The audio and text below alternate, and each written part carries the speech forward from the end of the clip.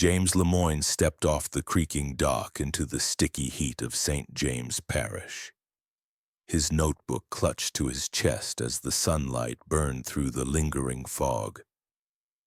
The bayou lay thick and still, a quiet green silence that held centuries of whispers in its moss-draped branches. His destination loomed ahead, a stately plantation house, its white columns gleaming against the dark canopy. A structure that might have once seemed alive with grandeur but now exhaled a weary, almost deliberate stillness. Even from the road he could sense it, a subtle imbalance, the way the air seemed heavy with sugar and smoke, sweetness and something metallic beneath it that made his stomach knot. Townsfolk had spoken of the widow Eloise Marchand with polite awe, of her genteel manners, her silk gloves and careful smile, but James had heard the undercurrent, the quiet murmurs of unease about children who were sent away and yet returned changed, strange in ways that the well-bred residents avoided naming aloud. As he walked the cobblestone path to the front entrance, he noticed the garden. Every flower was trimmed, every vine trained in precise symmetry, as if the plants themselves had been ordered into subservience. The air carried a cloying sweetness, but the tang beneath it was sharper, unplaceable, metallic, like rusted iron, like blood left to dry. He paused at the massive double doors, noting the intricate carvings of his ancestors' coats of arms, the emblem of unchecked power etched into wood, a family lineage proud and fearsome in equal measure. Inside, the plantation smelled faintly of sugar, tobacco, and wax polish, but there was something else. Something lingering in the corridors, faint yet undeniable, a whisper of decay tucked beneath the perfume of civility. Eloise Marchand appeared almost immediately, descending the staircase in perfect poise, a vision of elegance and order. Her smile was precise, her movements deliberate, each gesture rehearsed to convey serenity, warmth, the safety of refinement. James noted how every detail of the house reflected her control. Polished floors, aligned furniture, candlesticks arranged with geometric perfection. Yet beneath that surface, he sensed an imperfection, a quiet tremor in the air that hinted at hidden chaos. He felt it most keenly when he glimpsed the attic stairs, narrow, shadowed, the door slightly ajar as if the space beyond was breathing quietly, waiting. He would later describe the feeling as the house exhaling a secret, a consciousness of something methodical, patient, and entirely unrepentant. Rumors had circulated through the parish for decades. Children placed into Eloise's care were rarely seen in the open for long, returned with their eyes too wide, voices too soft, movements too measured. Some claimed she kept them lined by age and clothing, each assigned a small identical name tag as if individuality were a threat to be corrected. The notion was almost impossible to reconcile with her outward gentility.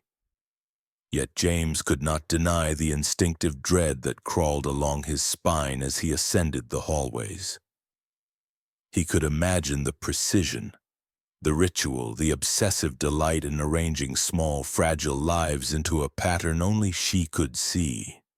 The legacy of her ancestors, wealthy and untouchable, gave her freedom to enact patterns without oversight, and the house itself seemed complicit, groaning under the weight of her order and hiding the chaos in its attic as if preserving a secret language of cruelty. James set his bag down in the sunlit parlor, fingers brushing over the spines of old ledgers, the faint smell of waxed wood filling his senses. Outside, the warm Louisiana air pressed against the windows, sweet and deceptive. Within, the faint metallic undertone lingered, a reminder that even in elegance there could be decay, precision, and obsession hidden beneath calm surfaces. And the house, smelling of sugar and smoke, held its breath, waiting for the next step in Eloise Marchand's methodical, unseen design. Beneath the weight of magnolia blossoms, the Marchand garden hummed with a quiet, deceptive life. The sunlight fractured through the pale petals, scattering patterns across the manicured paths. But the beauty was a mask, a careful curtain hiding the subtle cruelty beneath.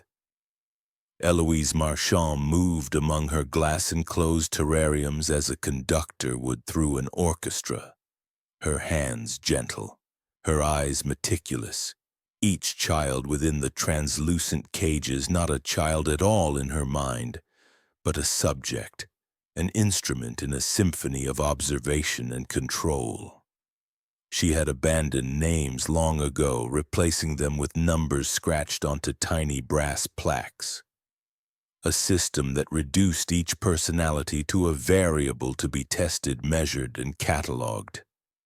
The courtyard smelled faintly of jasmine and rot, of damp earth and the resin of crushed leaves, a duality that mirrored the duality Eloise herself projected, civilized hostess to the world outside, ruthless experimenter in her secluded dominion. The terrariums were precise, each an ecosystem she curated with obsessive care. Some were darkened and weighted with silence, depriving the children of light until their eyes adjusted to a perpetual twilight.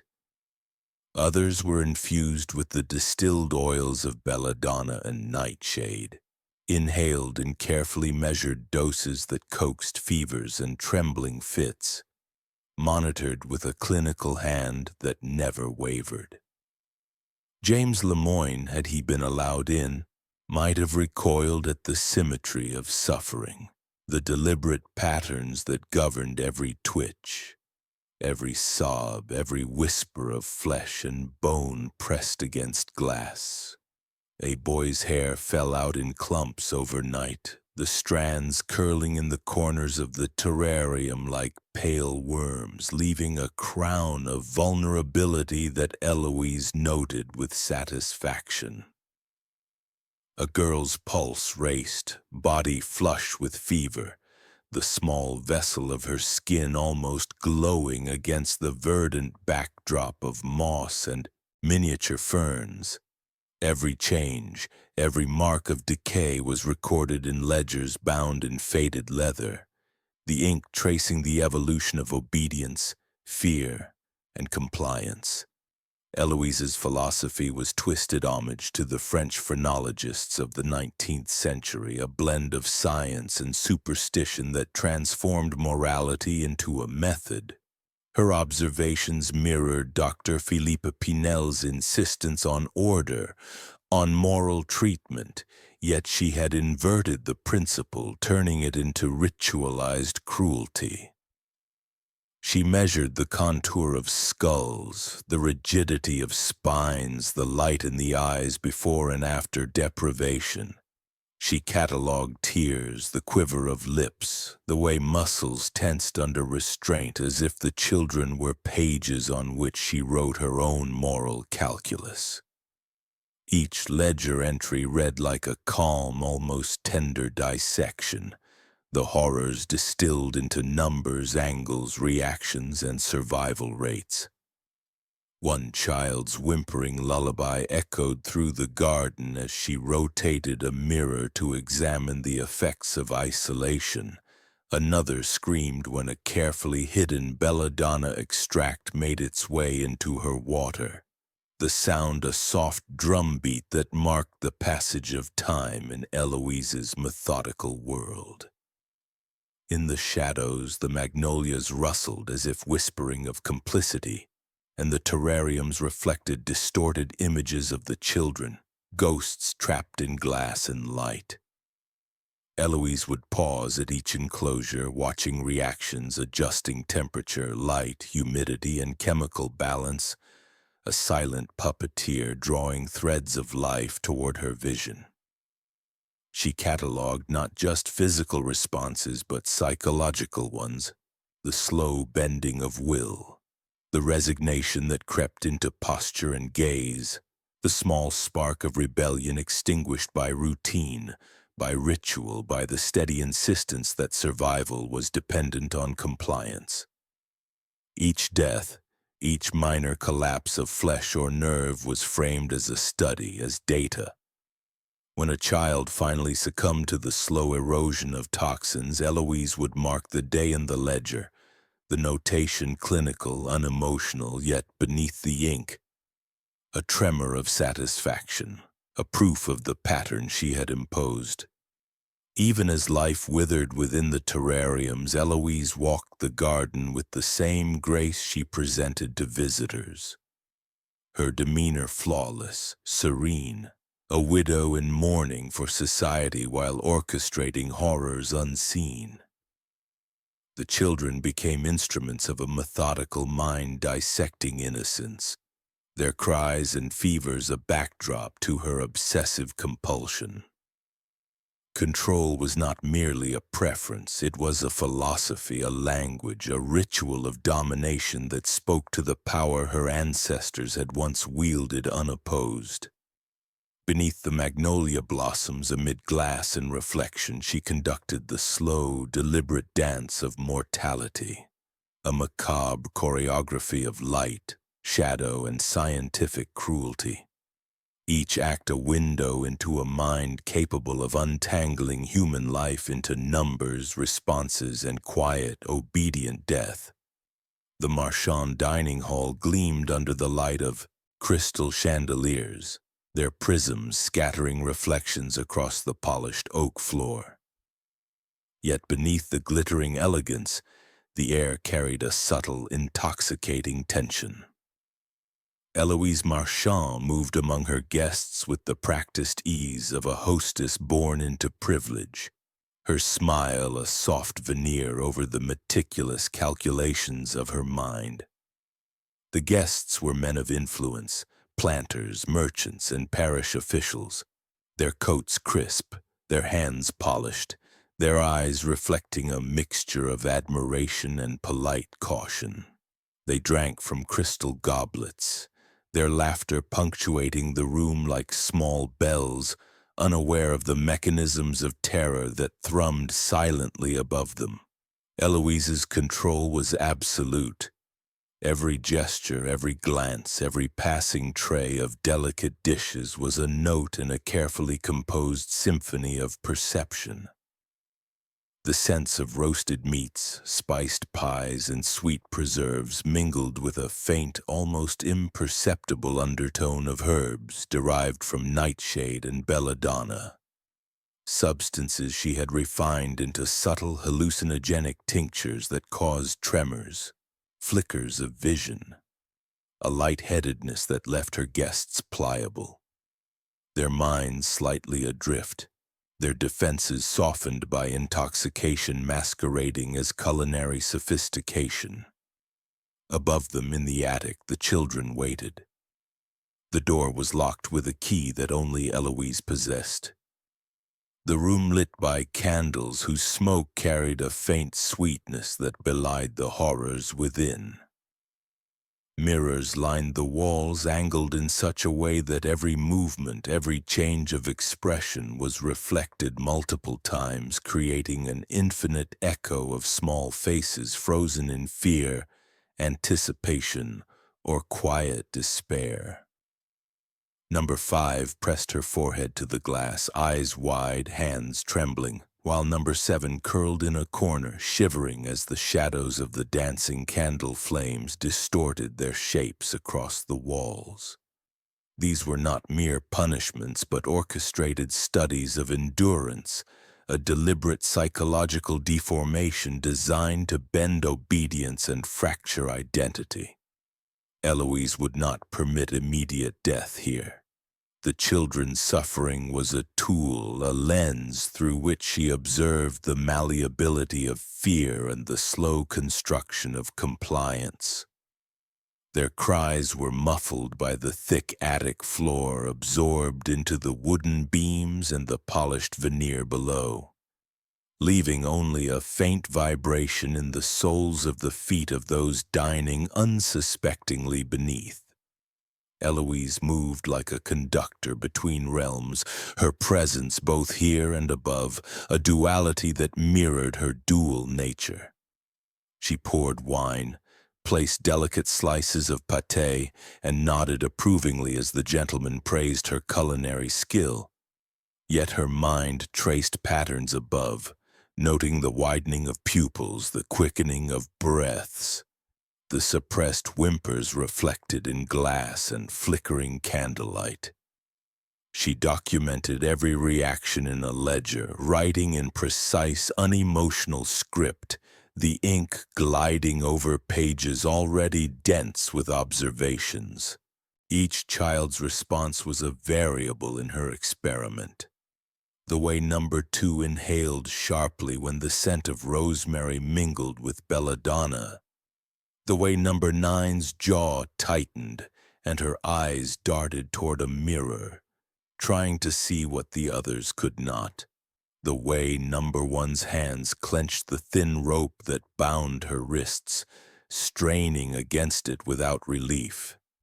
Every detail fed into a larger narrative, a slow, ritualized performance of power that extended beyond mere cruelty into the realm of psychological architecture, where fear, perception, and obedience were the building blocks of a mind shaped to her specifications.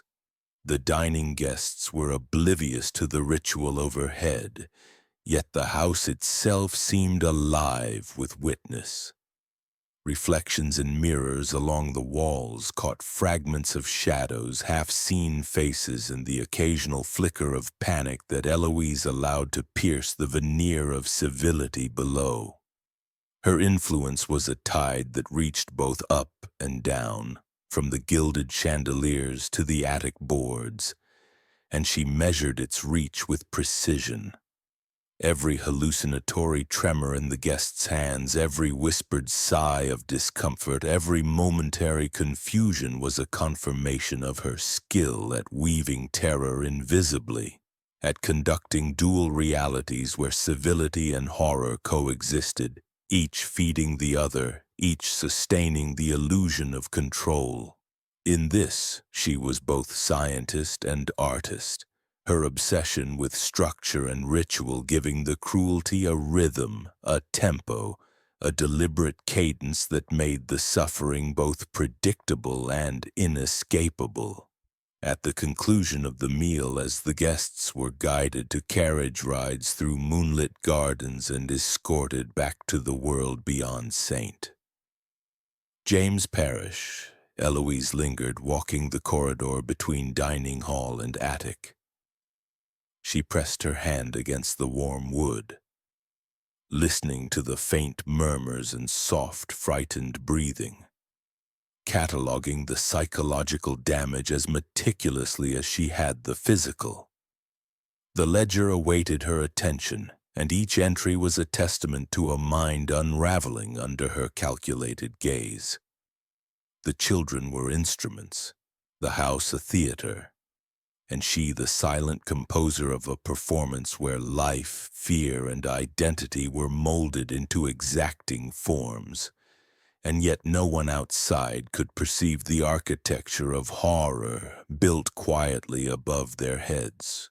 The attic door creaked under the weight of history, its lock a single barrier between the world of civility below and the meticulously orchestrated horrors above. Inside, the air was thick, mingling the scent of polished wood with the faint tang of brine and iron.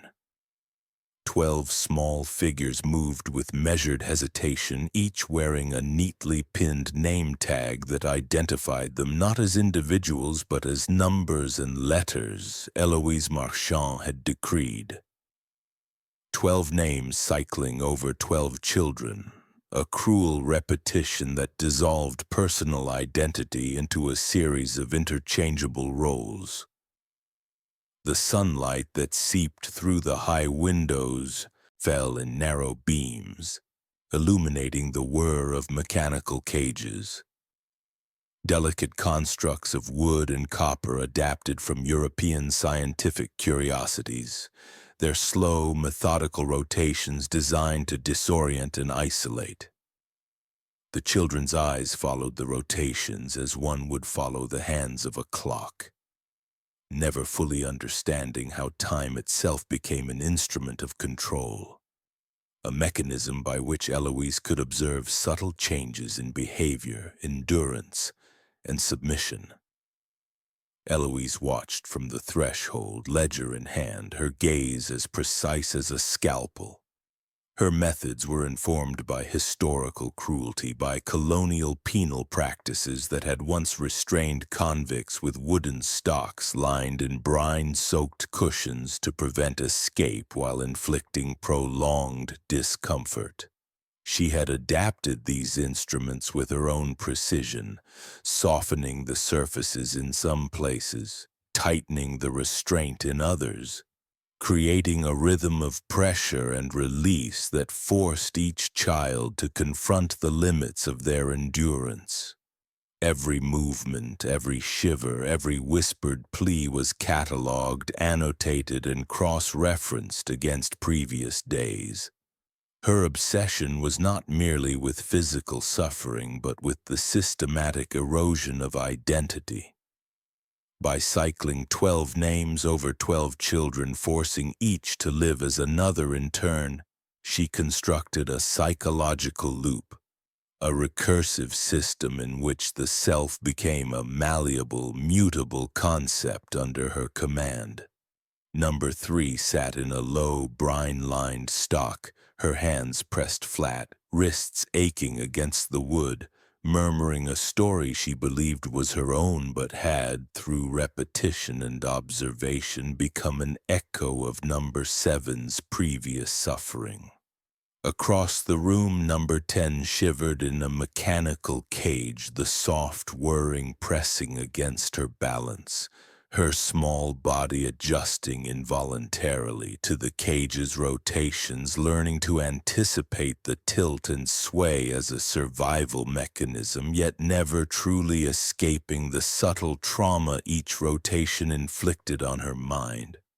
The children's murmurs overlapped in strange harmonies, each a narration not of lived experience but of observed patterns, of pain internalized and mirrored.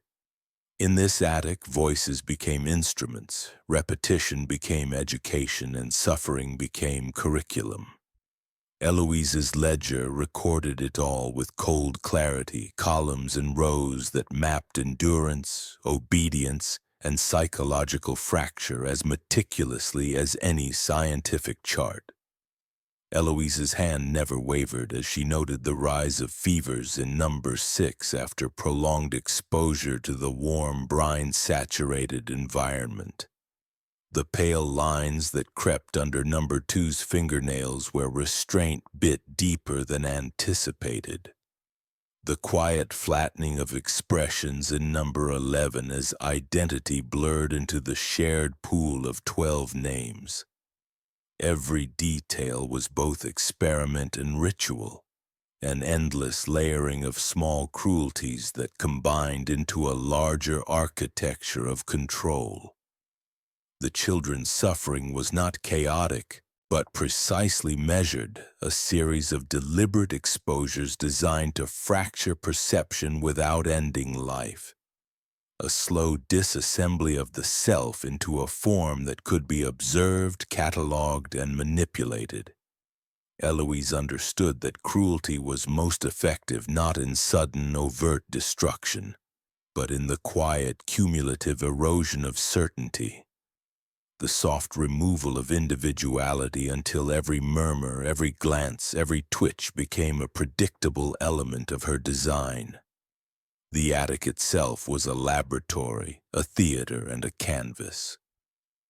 Mirrors angled along the walls reflected the rotation of cages and the stiff lines of the stocks, creating infinite regressions of faces frozen in varying states of fear and resignation. Light caught in the copper whirring mechanisms and flickered across wooden boards, tracing the contours of small bodies adapting to imposed rhythms, learning survival not through strength but through compliance.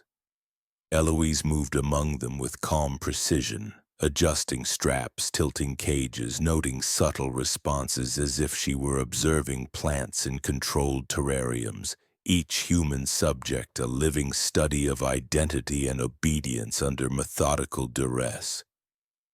Her presence was invisible in its psychological weight. A tilt of a hand, a shift in posture, a glance could alter the trajectory of pain and endurance for each child.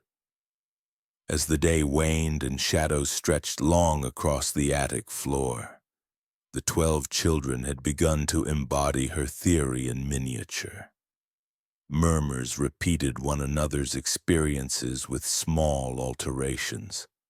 Faces mirrored expressions they had never consciously felt, and names became interchangeable vessels of identity and suffering.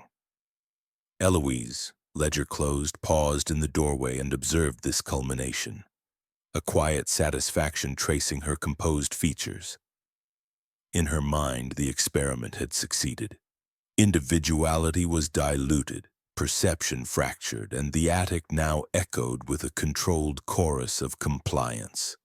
Outside, the plantation remained pristine, the veneer of gentility intact, concealing the slow, ritualized erosion of 12 young lives. Every rotation of a cage, every brine-soaked pressure, every whispered murmur was a testament to a mind capable of imposing order and terror simultaneously. A hidden psychopath whose methodical cruelty unfolded in silence, leaving no evidence beyond the subtle, enduring scars it etched into the children's identities. The night arrived with a velvet hush, a deceptive calm that blanketed the plantation in darkness, masking the calculated horrors that Eloise Marchand had prepared. Candles were placed with meticulous care along the edges of the attic floorboards and across the small hallways, each infused with laudanum to slow reactions and dull resistance. The smoke curling upward in lazy spirals that carried a faintly sweet narcotic scent. Shadows stretched and flickered over the walls, painting the air with ghostly shapes as though the house itself conspired to obscure what was about to unfold. Eloise moved silently among the arrangements, her fingers brushing the waxed surfaces with obsessive precision, inspecting wicks and trimming edges to ensure that every flame would behave exactly as she intended. The children had been selected with care, their assigned numbers reflecting days of prior observation, their identities already fractured by the rituals of the attic and the cyclical names that had dissolved their sense of self. Tonight she would test the limits of endurance, the interplay of fear, pain, and obedience, and the final stage of her macabre artistry would unfold like a carefully composed symphony. In one corner, number 4 was restrained with straps of soft leather, tied with knots designed to permit minimal movement but prevent escape. A candle was positioned just beyond reach, its flame licking the tips of trembling fingers that had been washed and dried to reveal the subtle variations in skin reaction.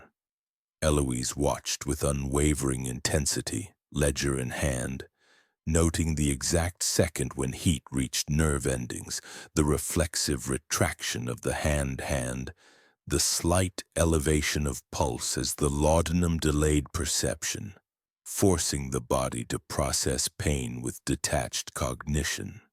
She catalogued every detail, redness spreading like ink in water, the microscopic twitch of muscle fibers, the sharp intake of breath barely audible over the soft whir of her other instruments. Each observation was both aesthetic and analytical, Suffering was a study, pain a pigment, the human body a canvas upon which Eloise painted in meticulous increments. Across the room, number 9 crouched under the edge of a low table, her eyes wide in the dim glow, witnessing her own fears projected into the motions of another. Eloise's knives were laid out on a silver tray, polished to a reflective gleam that caught candlelight and multiplied the impression of steel. Each blade balanced for weight and angled for surgical precision. She did not thrust blindly. Each movement was calculated, a rhythm of threat and demonstration, an interplay between anticipation and controlled exposure. One blade traced the line of a finger, a shallow incision, a whisper of pain that allowed observation of shock responses, heart rate fluctuations, and the quiet retraction of identity. Eloise recorded the measurements, noting how the children's bodies adjusted under duress, how fear could be modulated into obedience, how terror itself could become an instrument of study. She moved between stations with a grace that belied the atrocities she orchestrated, dipping the flame of a candle toward another restrained child, letting the heat brush over skin with intentional precision, never too close to cause permanent damage, yet close enough to elicit flinches, jerks, and whispered murmurs. The candles were a medium for both illumination and control, their smoke carrying the subtle toxin that clouded cognition just enough to observe instinct without interference of conscious manipulation. Every reaction was catalogued, every micro-expression annotated, until the ledger resembled a compendium of human fragility, an atlas of pain measured in seconds, heartbeats, and the faintest quivers of muscle tension. Eloise's mind was a confluence of historical reference, ritualistic obsession, and clinical detachment. She studied records of Elizabeth Bathory, of 19th-century moralists and early physiologists, and incorporated each lesson into her own design. Blood was not mere sustenance, nor was fear only a tool. It was an aesthetic medium, a lens through which she could observe decay, both physiological and emotional. As a candle's flame kissed the tips of another child's fingers, she noted the color shift, the subtle smoke inhalation that filled lungs with lethargy, the way eyelids drooped under the combined weight of laudanum and dread. The child's own awareness of mortality was heightened even as their control over it waned, creating an intricate study of perception under duress. The night unfolded in cycles, a choreography of light, heat, scent, and sound that transformed the attic into a chamber of ritualistic precision. Each child endured unique trials, their cries and murmurs colliding into a tapestry of terror. Yet for Eloise it was symphonic, each note deliberate, each pause calibrated. Her mind was detached yet exacting. Empathy was irrelevant, replaced by an obsessive need to document, to measure, to orchestrate suffering with a perfectionist hand. She rotated between stations, adjusted restraints, angled flames, and guided the knives with a fluidity that seemed almost ceremonial. Death, when it occurred, was neither sudden nor cruel in a chaotic sense.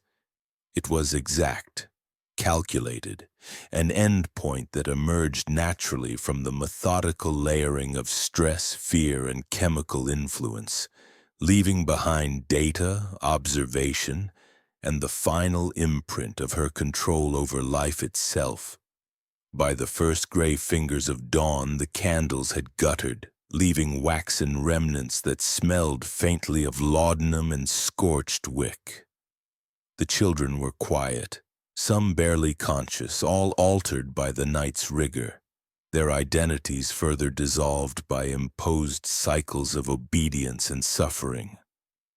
Eloise closed her ledger, each page a testament to the night's work, a record of reactions, endurance, and the subtle erosion of individuality.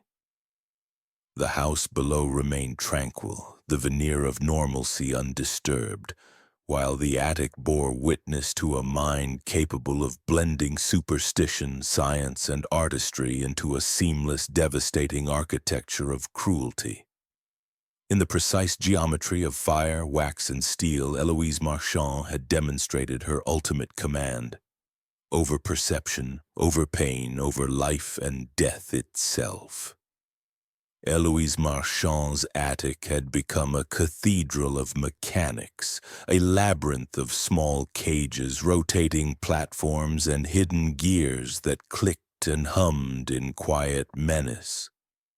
Inspired by the precision of Jacques de Vaucanson and the eerie ingenuity of European automata, she had crafted contraptions that were at once delicate and insidious, each machine designed to enforce obedience through anticipation and control rather than immediate death. Children were led into these mechanical dioramas like pieces on a clock face, their movements dictated by invisible rules, their identities further eroded as the machinery demanded compliance. Every step, every pause, every tilt of the head was observed and catalogued. The children, unaware of the precise choreography required to avoid the gentle, escalating punishments that awaited any misstep. Eloise moved among her inventions with the devotion of a scientist and the grace of a conductor.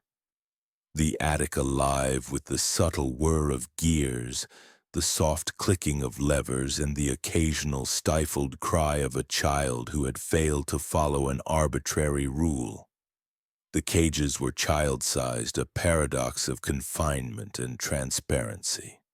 Crafted from brass and glass so that every movement could be monitored without obstruction.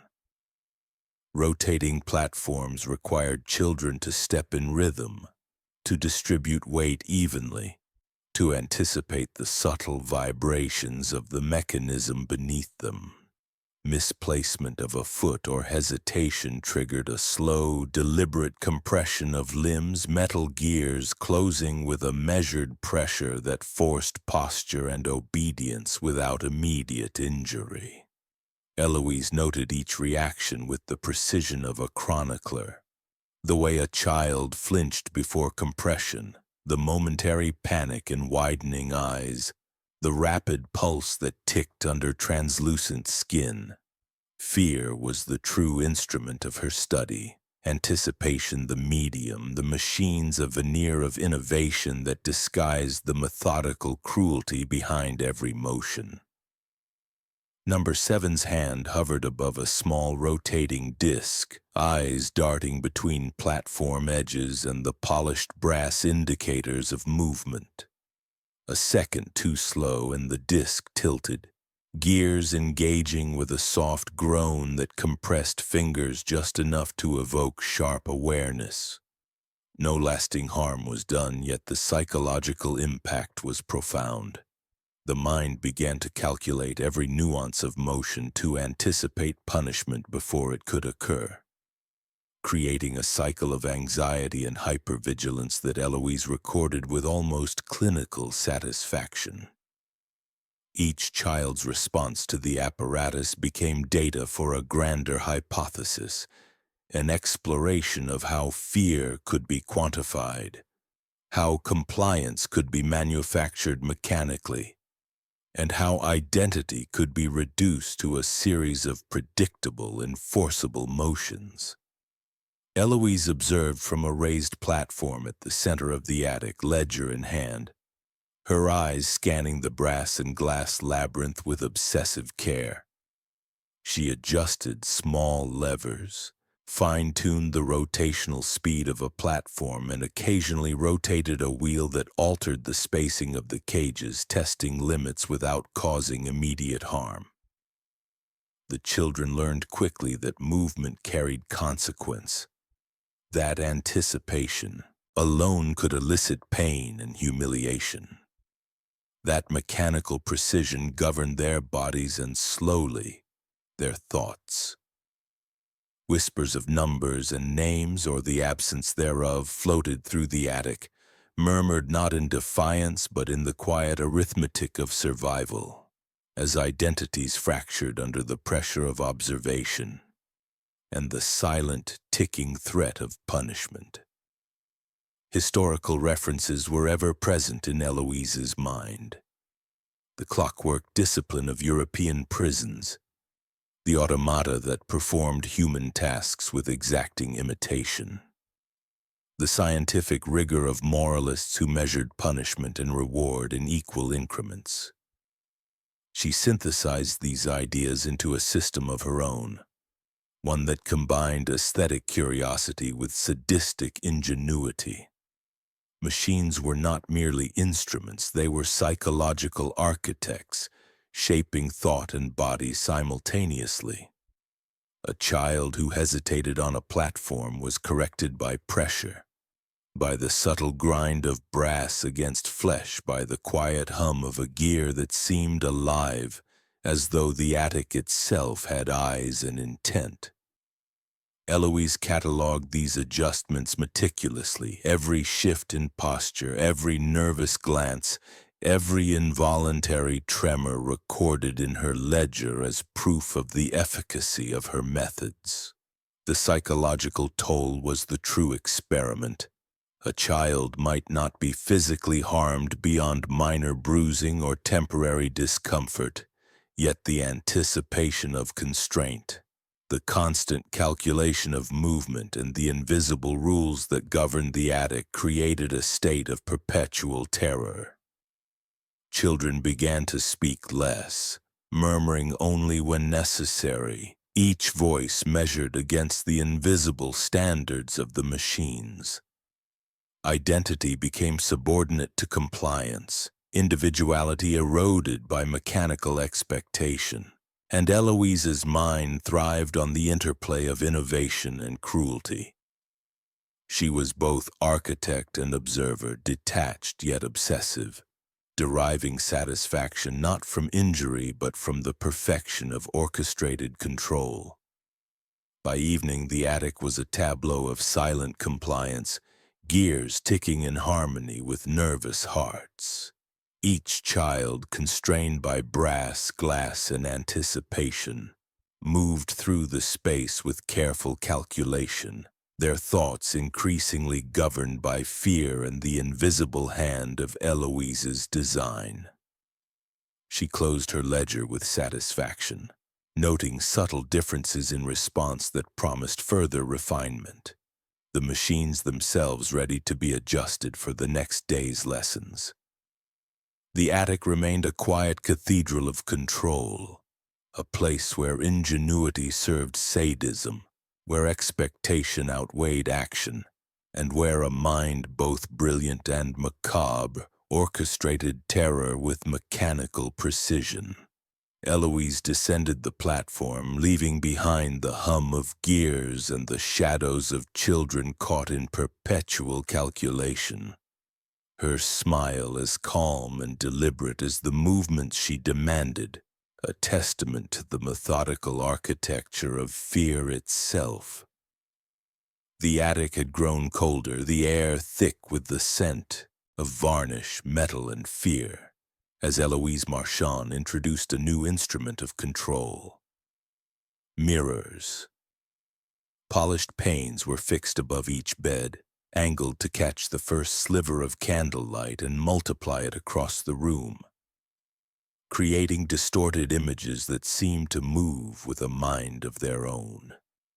Children, already trembling from previous days of mechanical obedience, awoke to a world of reflection and duplication, their small bodies framed by name tags that gleamed under the flickering glow. Eloise observed silently from the shadows, her ledger open and ink flowing as she recorded every flicker of recognition, every instinctive recoil, every widening eye that met a warped twin staring back. The mirrors were not merely glass, they were instruments of identity fracture, designed to strip away the fragile sense of self each child retained, to replace it with a haul of endless, anxious copies.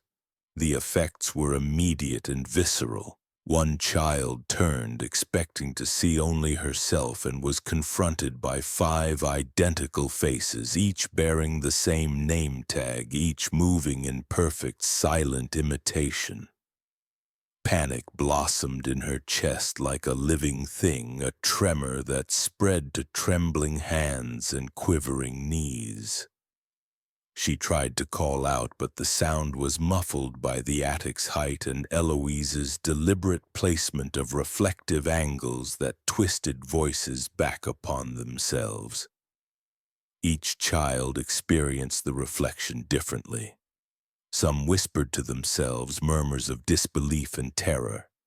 Others froze entirely, eyes locked on their multiplied selves as if hypnotized by a truth they could not comprehend. Eloise noted variations in heart rate, facial tension, and vocalization, her meticulous hand marking the growth of dissociation in precise increments.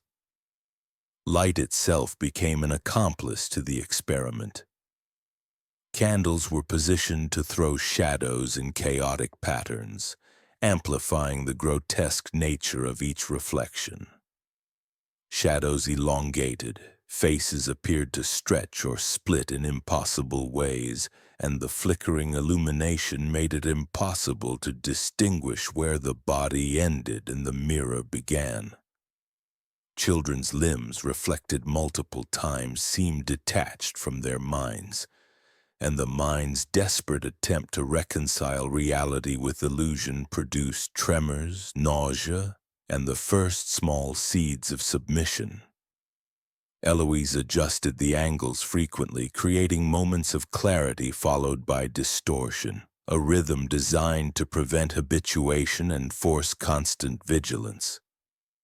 The children began to learn that their own eyes could not be trusted, that their own faces could betray them, that identity was not fixed but a malleable, fragile thing under her gaze.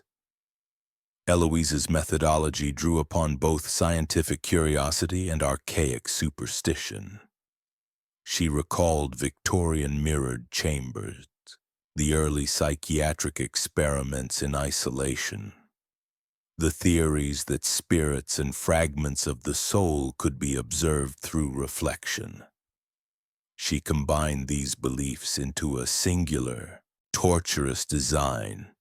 The reflection was at once physical and ethereal, a window into the self and a medium for fear. She observed as children hesitated to touch their own reflections, shaking at the uncanny duplication of movements, whispering the same name across multiple faces.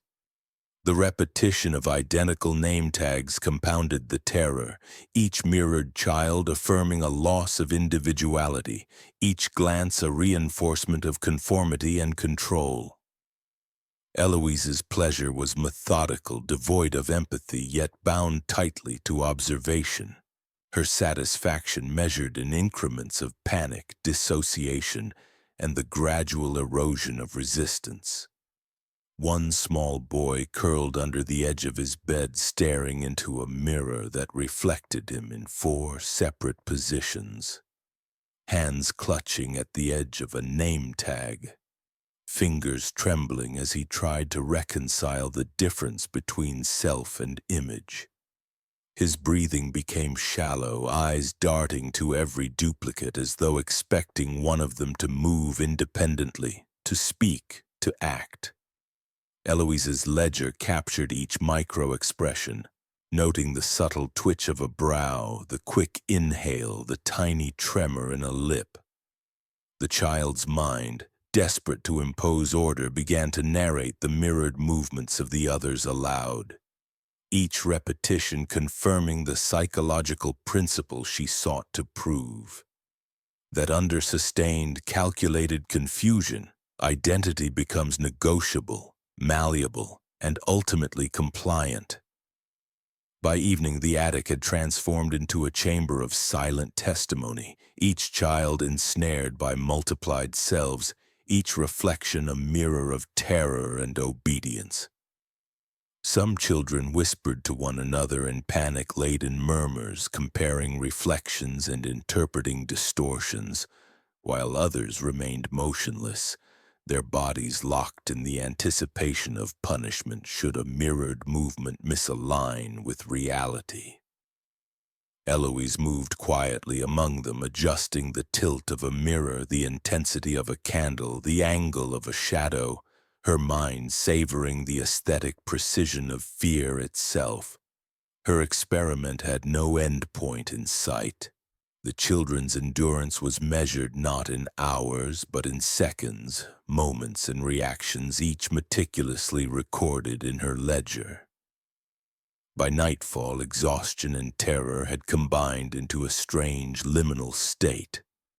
Children no longer reacted immediately to distortion, but waited tense and alert, eyes flicking between self and reflection, anticipating the next manipulation. Identity had begun to fracture subtly, consciousness bending under repeated exposure, and Eloise finally stepped back to regard her work. She noted the patterns of compliance, the faint beginnings of dissociation, the first signs of absolute submission to both her gaze and the multiplying mirrors.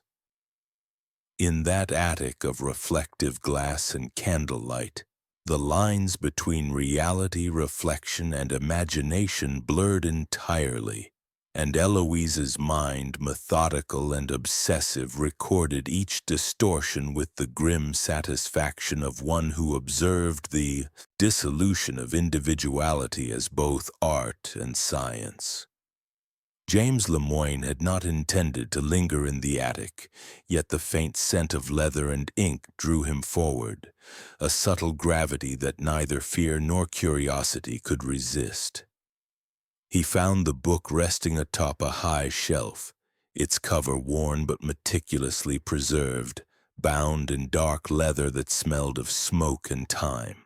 When he opened it, the pages crackled like brittle flesh, and a shiver crawled up his spine as he realized that this was no ordinary journal. Each page was a map of torment, a careful record of suffering disguised as scholarship, a ledger where Eloise Marchand's civility was translated into a precise, relentless machinery of cruelty. Observing it was like glimpsing the mind of a predator who had mastered patience, rhythm, and aesthetic discipline. A mind that measured agony with the same exactitude that a botanist measured petals or soil pH. The first entries were deceptively clinical, blending botanical notes with behavioral observations. Flowers were listed alongside children's reactions, the whimper of a foot against a cold plank noted as meticulously as the bloom of a violet. The curling of fingers around a table edge described in the same tone as a stem's bend. James read of one child restrained in wooden stocks, their limbs cushioned by brine-soaked linen, and the ledger recorded each gasp, each tug, each microscopic flinch with almost scientific reverence. Eloise wrote not as a parent, not as a caretaker, but as an observer, her prose stripping the acts of any moral context, reducing each scream to data points, each tear to a measurable chemical or physiological response. Her cruelty was methodical, ritualistic, and absolute, and yet her handwriting was neat, looping, almost beautiful, an unsettling contrast that transformed horror into art on paper. Further entries revealed the scope of her obsession with symbolism. Children were positioned to mirror saints, prophets, or mythological figures, their bodies frozen in tableau that captured both stillness and anguish. Eloise described each pose with anatomical precision: the tilt of a head, the arch of a spine, the extension of a hand as though lifting invisible burdens. The ledger chronicled the emotional and physiological effects of these arrangements, noting how submission, terror, and anticipation interplayed in measurable ways. James felt a creeping vertigo as he realized that each child's suffering was not random but orchestrated with the precision of a conductor guiding a symphony of terror. Pain was not only applied but curated, repeated, and observed, an endless cycle of experimentation designed to fracture innocence and manufacture obedience. The ledger also catalogued the mechanical and ritualistic devices Eloise had perfected. James found meticulous diagrams of rotating cages, clockwork restraints, and candle-infused implements, each annotated with notes on timing, pressure, and reaction. One section detailed how laudanum-treated candles were used to simulate fire accidents, recording the children's reflexes, panic rhythms, and eventual compliance. Another section described mirrors above beds, their angles calibrated to warp identity and induce dissociation, noting when a child's gaze faltered or panic manifested in tremors. Every experiment was logged, every reaction measured, and every death, even when symbolic, was documented with a meticulous detachment that made the ledger a manual of precision cruelty. Eloise's mind, as revealed in the pages, was incapable of empathy yet utterly devoted to observation, to the creation of suffering as both a study and an art form. James paused at a passage where Eloise recorded the screams of a child, positioned to mimic the martyrdom of a saint. The ledger detailed every shudder of the chest, every quiver of the lips, every tear that fell upon a brine-soaked pillow. She compared these physiological reactions with symbolic interpretations. The trembling hands represented surrender. The widened eyes indicated awe. The vocalizations reflected the internalization of ritual. James could feel the layers of manipulation, the weaving of history, superstition, and science into a single coherent system of domination. Eloise had cataloged not only the bodies of her victims but their inner landscapes, every crack of fear and obedience rendered with clinical obsession. Some entries blurred the line between experiment and obsession. James discovered descriptions of children arranged like mythological tableaux, faces painted, limbs posed to recreate classical scenes of heroism and tragedy, each scene studied for its effect on both the body and mind. The ledger recorded minor failures, noting how a child's deviation from pose indicated resistance or fractured attention, and how repeated exposure, correction, and restraint restored the desired pattern. Eloise's language remained meticulous, almost tender, as she described how terror could be molded, how screams could be refined into predictable, repeatable patterns. Reading it, James felt a cold clarity. This was a mind that hid behind civility, scholarship, and observation while orchestrating unimaginable suffering with the precision of a scientist and the devotion of an artist. By the time James closed the ledger, the attic seemed darker, the candlelight feeble against the weight of knowledge he carried. Eloise's systematic cruelty had been laid bare, every experiment, every death, every manipulation documented in loving detail. He understood with a sickening certainty that the horror he had glimpsed was not the result of impulse or madness, but of method, precision, and obsession. The ledger was more than a book. It was a testament to a mind that cultivated suffering as both aesthetic and science, a window into the depths of a psychopathy so disciplined, so deliberate, that empathy had no place, and terror itself had become a subject to be measured, refined, and mastered. The first whispers came as rumors, faint murmurs of children missing, of strange lights in the attic, of coffins buried in unmarked earth behind the estate walls.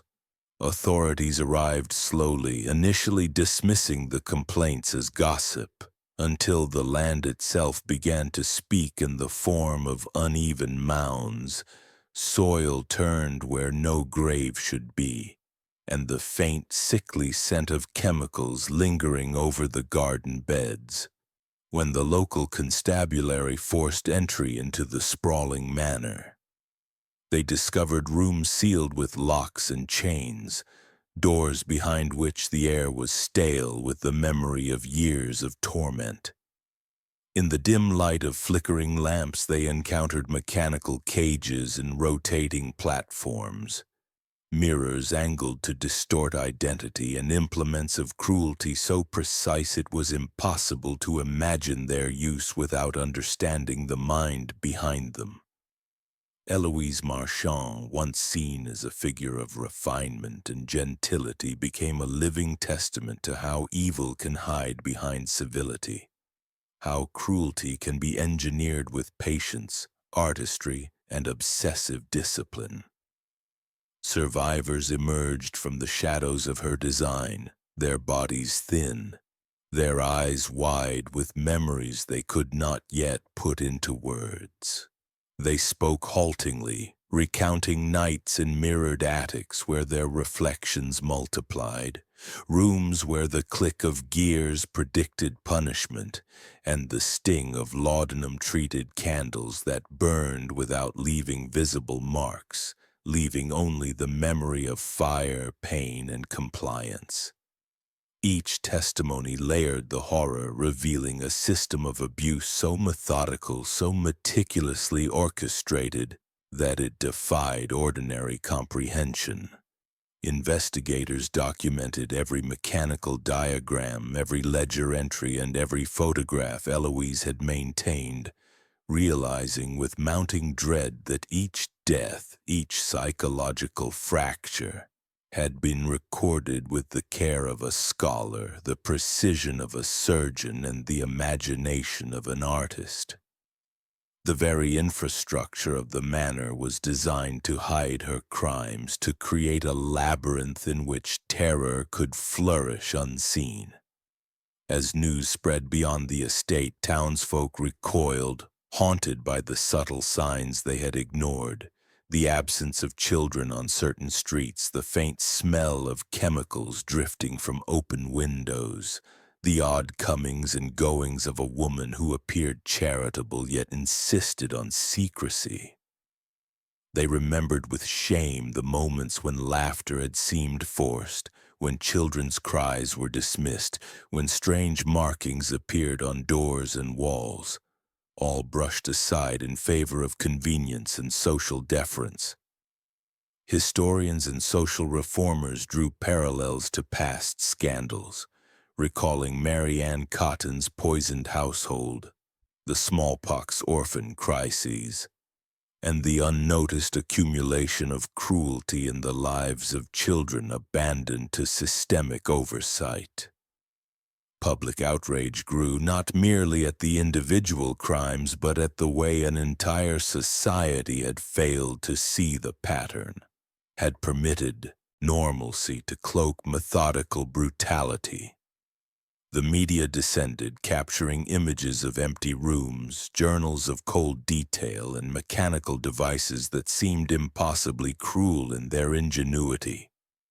Experts in psychology, law, and engineering studied the artifacts, some speechless, others visibly shaken, unable to reconcile the meticulous, scholarly precision of Eloise's methods with the undeniable human suffering they produced.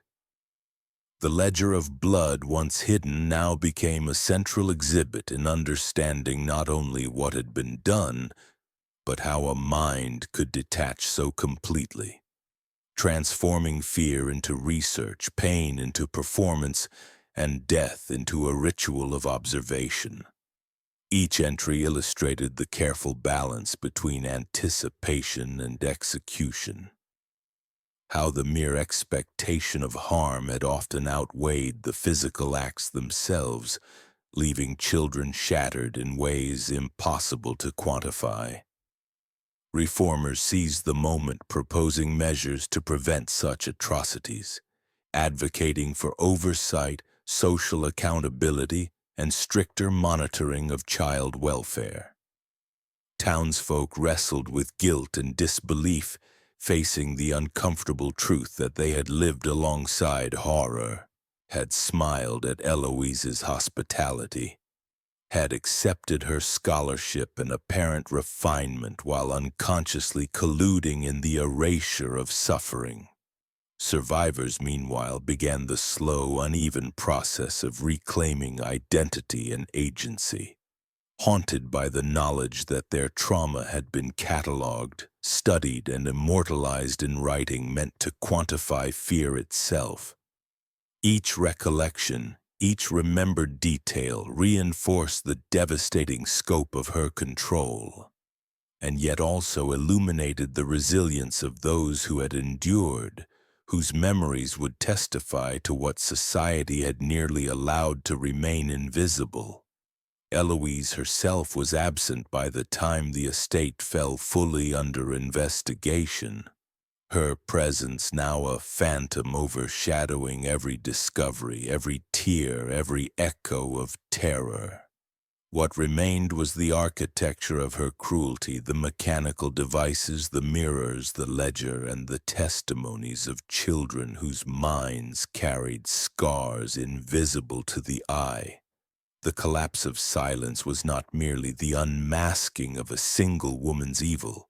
It was the revelation that cruelty can operate for decades in plain sight, that meticulous planning, social facades, and methodical observation can conceal atrocities, and that even when revealed, society must reckon not only with the perpetrator but with its own complicity in permitting the conditions for evil to thrive. The story that emerged from the estate was a mirror itself, reflecting the fragility of oversight, the seductive nature of normalcy, and the chilling precision of a mind that had perfected horror as both science and art. The attic remained sealed long after Eloise Marchand vanished, a shrine of memory and terror that no one dared enter without trembling. Its floorboards creaked under the weight of absence, the dust thick with the residue of fear and ritual. And yet the air held the faint, unshakable scent of laudanum, wax, and metal, the traces of methodical cruelty that had shaped the lives of 12 children who would never forget. Over the following decades, society turned its gaze inward, compelled by the revelation that such evil had not only been possible but had thrived under a veil of civility, scholarship, and apparent benevolence. The laws governing child welfare, institutional oversight, and mechanical experimentation were rewritten. Clauses added to prevent the silent, creeping abuse that could unfold in plain sight. Legislators debated the intricacies of supervision and accountability. But beneath the dry legalese, a deeper, more unsettling awareness took hold. Cruelty could be disguised as intellect, as culture, as routine. Eloise's attic, preserved in photographs, architectural drawings, and the meticulously kept ledger now housed in archives, became both cautionary tale and evidence, a place where historians, psychologists, and philosophers grappled with the mind of a psychopath who understood fear not as a momentary sensation but as a tool.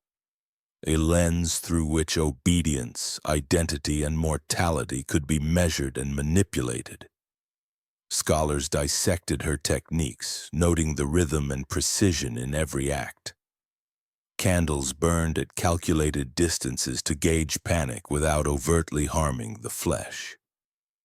Mirrors twisted identity into hallucination, forcing children to confront the multiplicity of selves in ways that left them fractured but alive.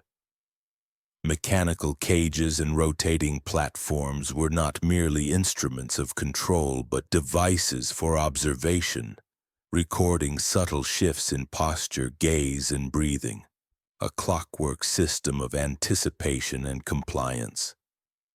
Every movement, every scream had been catalogued with care, transformed into data to refine the next layer of terror. Eloise had orchestrated suffering as though it were a living experiment, a performance in which the performers were both unwilling subjects and essential participants, their reactions teaching her something new about the fragile architecture of human consciousness. Her cruelty was never chaotic. It was reasoned, deliberate, and sustained, hiding behind the mask of propriety, refinement, and intellectual curiosity.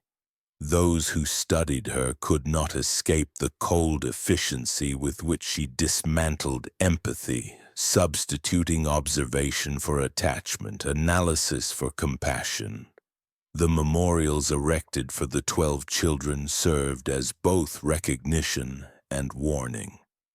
Each plaque bore not just names but fragments of their experiences, acknowledging the terror imposed upon them, the clever manipulation of expectation and memory, and the meticulous mind that had designed every moment of suffering. Families who had lost children in less visible ways found solace in public acknowledgement. Yet even memorials could not capture the depth of psychic disintegration caused by years spent under surveillance, mirrors, gears, and flame. Survivors spoke of the attic long after its doors were closed, describing the echo of each step, the metallic click of mechanisms, the way light bent into shapes that were not natural. How the anticipation of pain outweighed the pain itself. Psychologists noted that methodical terror instilled with precision and patience left imprints far deeper than random or chaotic abuse.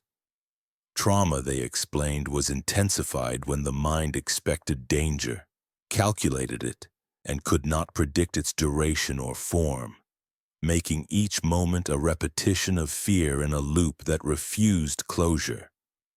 The estate itself became a philosophical study, a locus for reflection on how civility masks malice. Eloise Marchand had appeared cultured, attentive, even gentle.